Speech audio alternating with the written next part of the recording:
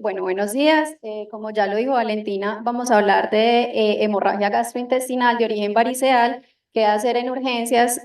antes de la endoscopia. Hablar de este tema es importante porque actualmente pues es muy raro que tengamos disponibilidad inmediata de la endoscopia en estos escenarios clínicos y pues de nosotros va a depender que el paciente pueda llegar vivo a la endoscopia, que es el manejo final. Entonces, el tratamiento de la hemorragia variceal va a tener tres pilares grandes que van a ser las medidas de soporte, el control del sangrado y evitar las complicaciones infecciosas, renales y neurológicas, que son las principales que se presentan. Con las medidas de soporte se puede extrapolar la propuesta de la TLS, del ABC, entonces aquí vamos a iniciar con un manejo de la vía aérea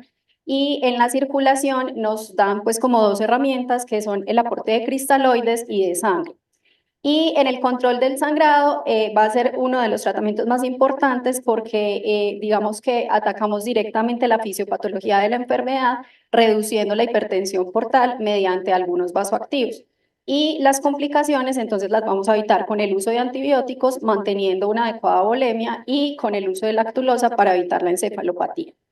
Comenzando entonces con la vía aérea, es muy claro en la literatura que las indicaciones de intubación en estos pacientes es cuando presentan una alteración del estado de conciencia que les impide tener reflejos que defiendan la vía aérea o cuando tienen hematemesis de grandes volúmenes. Todos los expertos de forma unánime coinciden que estas son pues las principales indicaciones. Pero si mi paciente que llega a urgencias no tiene ninguna de las anteriores, ¿será que le va mejor si yo lo intubo de forma profiláctica para evitar la broncoaspiración? Y esta es una respuesta, una pregunta que respondió este metaanálisis publicado en el 2019, en donde evidenció que efectivamente los pacientes que se intubaron de forma profiláctica se murieron más con respecto a los pacientes que no se intubaron de forma profiláctica. Y para este desenlace específicamente de mortalidad, hicieron pues una división, un análisis por subgrupos en el que se evidenció que específicamente esos pacientes que tenían una hemorragia de origen variceal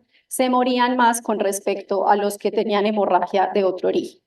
Adicionalmente, esos pacientes desarrollaron más neumonía con respecto a los pacientes que no tuvieron una intubación endotraqueal, porque se vio que, irónicamente, pues esos pacientes se broncoaspiraron más, desarrollaron neumonía, falla orgánica múltiple y finalmente la muerte. Entonces, digamos que en ese escenario la secuencia de intubación rápida no cumplió su objetivo, pues que es evitar la broncoaspiración.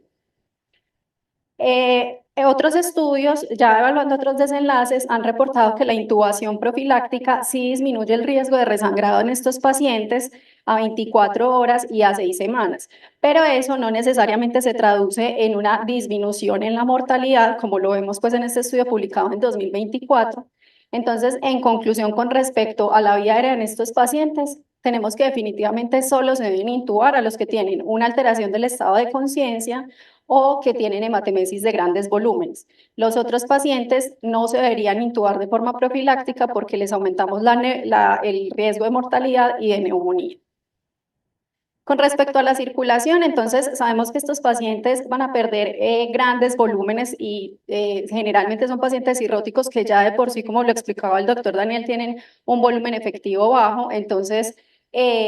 tenemos que ser pues como muy cuidadosos en la reposición de volumen en estos pacientes. Lo que dice la literatura en general, no hay nada pues como de estudios, de ensayos controlados aleatorizados que evalúen cada uno de los tipos de soluciones. Lo que sí dicen los expertos es que se debe preferir el uso de soluciones balanceadas, porque el cloruro de sodio, explicado pues como desde la parte biológica, puede aumentar o puede inducir más acidosis hiperclorémica en estos pacientes porque tienen una capacidad pues como buffer más afectada, entonces en ellos sí esa solución salina que usamos sí podría impactar en mortalidad. Entonces lo ideal es usar pues en nuestro contexto lo más disponible es lactato de Ringer, pero en general pues soluciones balanceadas. ¿Cuánto líquido endovenoso le vamos a poner? Entonces no existe pues como eh, una cantidad pues o un volumen exacto que recomienden. La meta se basa pues como en este número, entonces lo que recomiendan es mantener una presión arterial sistólica por encima de 100 y una frecuencia cardíaca por debajo de 100. Entonces, digamos que la respuesta a esta pregunta sería los líquidos que sean necesarios para lograr estas metas, siempre y cuando también se vigile de forma muy cuidadosa el riesgo de sobrecarga en estos pacientes, porque si sobrecargamos a estos pacientes existe más riesgo de resangrado si el sangrado ya había parado o que continúe pues el sangrado y obviamente esto aumenta la mortalidad. La otra herramienta que nos proponen en circulación es el aporte pues, de productos sanguíneos. Aquí también se han hecho varios estudios en los que evalúan si es mejor una estrategia restrictiva, entendiéndose restrictiva como transfundir con hemoglobinas por debajo de 7 versus estrategias liberales, que es cuando transfunden con hemoglobinas por encima de 9. Lo que mostraron los estudios y este metaanálisis publicado en 2017 es que a los pacientes les va peor cuando se transfunden con hemoglobinas por encima de 9, porque aumentan la mortalidad y aumenta también el riesgo de resangrado en esos pacientes. Entonces, hasta ahora lo que nos dice la evidencia es que como en la mayoría de los casos los debemos transfundir solamente si tenemos una hemoglobina por debajo de 7. Y bueno, acá también es importante anotar que el uso de otros hemocomponentes tampoco está indicado, pues no, a la luz de la evidencia actual no está indicado si el paciente no tiene documentada una coagulopatía y es pues necesario evitar la sobrecarga porque como ya vimos esto puede aumentar el riesgo de resangrado y finalmente aumentar la mortalidad del paciente. Para el control del sangrado, que era lo que les decía inicialmente del control, pues como o remitirnos a la fisiopatología de la enfermedad, digamos que la respuesta aquí van a ser los vasoactivos. ¿Cuáles vasoactivos vamos a usar? Entonces, existen como dos grupos que son la vasopresina y sus derivados y la somatostatina y sus derivados. Con respecto a la vasopresina, pues es algo que actualmente no usamos en este escenario clínico, pero pues obviamente acá hay personas que pueden trabajar pues en primeros niveles de atención donde puede que no tengan terlipresina ni los otros medicamentos, entonces la vasopresina en esos escenarios podría ser una opción y podría superar el beneficio con respecto al riesgo. Entonces en esos casos los efectos adversos que debemos cuidar pues en esos pacientes es que no hagan isquemia, arritmias e hipertensión. La dosis en general que se usa en los estudios ha sido de 0,2 a 0,4 unidades por minuto y estos medicamentos son de elección en los pacientes que tienen pues hipotensión o un síndrome, pues o que han desarrollado síndrome hepatorrenal. La terlipresina, digamos que es pues en nuestro medio pues como más disponible, tiene una vida más larga que la vasopresina y es más segura. También tiene pues como los mismos efectos adversos y se puede usar en bolos de 2 miligramos y luego 2 miligramos cada 4 horas. Aunque últimamente han salido varios estudios que apoyan la idea pues como de que la vasopresina pues a dosis de 2 miligramos al día tiene los mismos efectos en cuanto a la presión portal que 2 miligramos cada 4 horas. Son dosis menores con la misma eficacia y con una seguridad similar, pues más segura que la dosis que se utiliza habitualmente, pero estos ensayos pues solamente han evaluado la presión portal como tal y no desenlaces duros. Con respecto al control del sangrado, los otros vasoactivos que vamos a tener son la somatostatina y el ocreótide. Básicamente, digamos que lo bueno que nos van a ofrecer es que pueden generar menos hiponatremia con respecto a los otros medicamentos. Recordemos que el sodio en estos pacientes es muy importante y va a ser un marcador pronóstico, pero los efectos adversos que puede generar es la hiperglicemia por esos pues, la estimulación del glucagón y la desensibilización rápida en estos pacientes. La forma en que se usa es inicialmente un bolo pues, de carga, luego se deja por horario y entonces estos medicamentos se deben preferir en los pacientes con una enfermedad coronaria o vascular o hipertensión en los que probablemente los vasoactivos que vimos antes pues pueda empeorar estas comorbilidades. Entonces, en conclusión, en cuanto al control del sangrado, vemos que ninguno de los medicamentos en los diferentes estudios ha mostrado ser superior a otro, por lo menos en cuanto a desenlaces duros y eficacia. Entonces, aquí nos tenemos que definir en función de los efectos adversos y el perfil hemodinámico del paciente y obviamente pues de la disponibilidad del medicamento en nuestro medio. Con respecto a las complicaciones infecciosas, entonces digamos que existe una controversia con respecto a los diferentes grupos pues, de Child-Pugh. Los focos infecciosos más comunes son la bacteriemia en primer lugar, seguido de la peritonitis bacteriana espontánea, seguido por la infección urinaria y finalmente la neumonía. Los antibióticos en estos pacientes, como les digo, en la clasificación Child-Pugh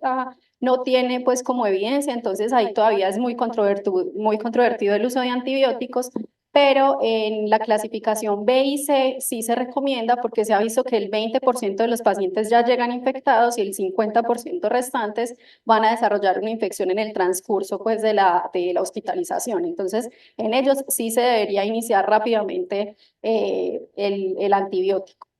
¿Cuál de todos? Entonces, la respuesta que siempre nos dan las guías ante esta pregunta es de acuerdo a la epidemiología local, pero pues la realidad es que en muchas instituciones no tenemos estudios de epidemiología local, entonces en esos casos las guías que son hechas en otros países recomiendan quinolonas. Pero en nuestro medio, recordemos que las quinolonas se deben guardar pues como segunda línea para el tratamiento de la TB y que adicionalmente muchos de estos pacientes pueden venir con profilaxis antibiótica con moxifloxacina y eso les aumenta el riesgo pues de tener microorganismos resistentes a este grupo antibiótico. Entonces, en general, si no tenemos estudios de epidemiología local, la recomendación sería ceftriaxona 1 gramo cada día. Con respecto a las complicaciones neurológicas, principalmente pues la encefalopatía hepática, recordar que por la degradación pues del eritrocito se van a liberar múltiples aminas tóxicas que van a penetrar la barrera hematoencefálica y van a generar esa alteración en el estado de conciencia del paciente. Entonces, esto es lo que favorece pues el desarrollo de la encefalopatía en ellos. Es muy importante determinar realmente qué es lo que le está causando la encefalopatía, porque obviamente estos pacientes pueden cursar y tener muchas otras cosas que les da la alteración del estado de conciencia, como la sepsis, la alteración electrolítica, una encefalopatía urémica. Entonces, ya habiendo descartado eso, lo que sugieren es que se administre lactulosa, obviamente por vía oral no, porque el paciente está siendo preparado para una endoscopia, entonces se administre 300 cc por enemas asegurando que se retenga el medicamento pues a nivel rectal unos 30-60 minutos aproximadamente pues esperar como los efectos que son 3 a 4 deposiciones al día. Digamos que esta conducta es algo debatida porque en un paciente pues que está posiblemente chocado y pues darle esto para perder más volumen pues es algo debatido, pero digamos que es lo que recomiendan pues en la literatura. Con respecto a otras medidas, entonces, si se inició omeprazol o inhibidores de bomba de protones porque de pronto no quedaba muy claro el origen de la hemorragia, debería suspenderse inmediatamente, se determine cuál, pues que es el origen es variceal, porque se ha visto que estos medicamentos en estos pacientes pueden aumentar el riesgo de encefalopatía hepática, de infección por Clostridium y de peritonitis bacteriana espontánea. Lo otro es la administración de eritromicina como proquinético. Entonces, lo que recomiendan es 250 miligramos IV más o menos 90 minutos antes de ser llevado a la endoscopia. Lo que ha demostrado pues el beneficio de usar la eritromicina, principalmente en todos los estudios, es que ha evitado que se tenga que volver a llevar al paciente a endoscopia porque de pronto en una primera endoscopia era tanta la cantidad de sangre que el endoscopista no pudo ver nada y en otros estudios, pero de menor calidad, ha mostrado que incluso requieren menos transfusión. Y con respecto a la alimentación, estos pacientes obviamente deberían quedar sin vía oral hasta no estar completamente seguros de que ya no está sangrando más, porque pues al masticar pues, y al comer el flujo sanguíneo pues enteral se aumenta y esto aumenta así el riesgo de resangrar. Entonces, en resumen, solo intube a los pacientes que tienen alteración del estado de conciencia o hematemesis de grandes volúmenes, utilice la cantidad suficiente de cristaloides para mantener una sistólica mayor de 100 y una cardíaca por debajo de 100, no transfunda con hemoglobinas mayores de 7 gramos por decilitro. Para disminuir la hipertensión portal, use terlipresina, somatostatina u ocreotide y para evitar complicaciones infecciosas, ceftriaxona y las neurológicas lactulosas. Muchas gracias y aquí está el quedo.